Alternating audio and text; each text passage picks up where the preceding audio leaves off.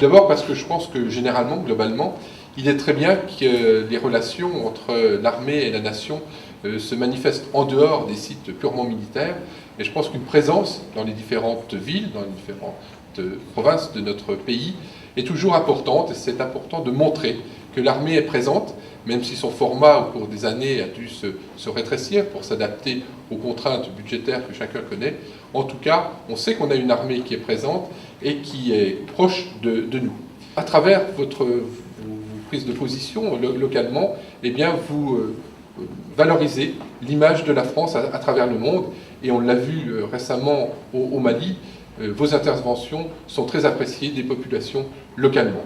Et puis, adresser également des félicitations aux jeunes qui vont recevoir l'insigne dans quelques instants, aux réservistes qui, spontanément, puisque aujourd'hui, n'ont plus le même mérite que nous avions un service militaire obligatoire, et pour lequel on garde tous beaucoup de bons souvenirs, je pense. Vous n'avez pas d'obligation, mais vous avez souhaité apporter votre contribution à la patrie, à votre patrie, à la France, par un certain nombre d'heures que vous allez consacrer pour notre pays, pour le fonctionnement de l'armée. Et je crois que c'est un signe important, et c'est un signe qui mérite d'être valorisé et d'être mis en exergue aujourd'hui.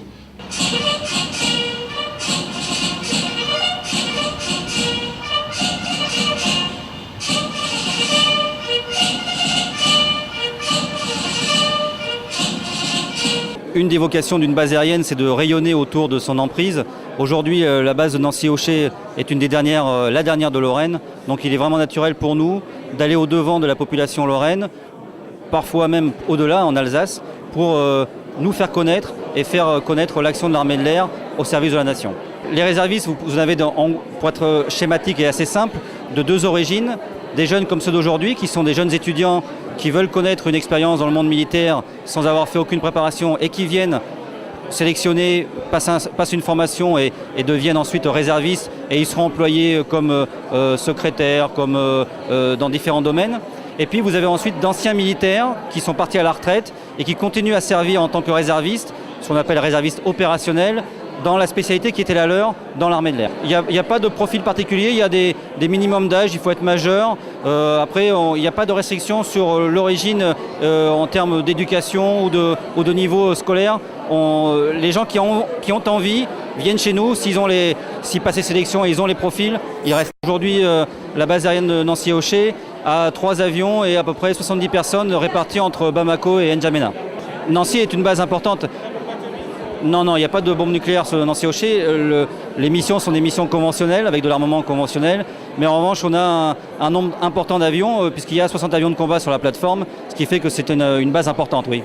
Le Rafale est à Saint-Dizier, c'est notre voisin, on travaille régulièrement avec eux, mais il n'y en a pas sur la base de Nancy.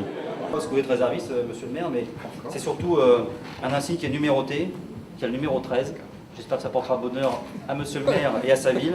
Donc c'est avec une très grande joie que je vous remets l'insigne de la BA-133, monsieur le maire. Alors, 007, c'est Sébastien Blanc.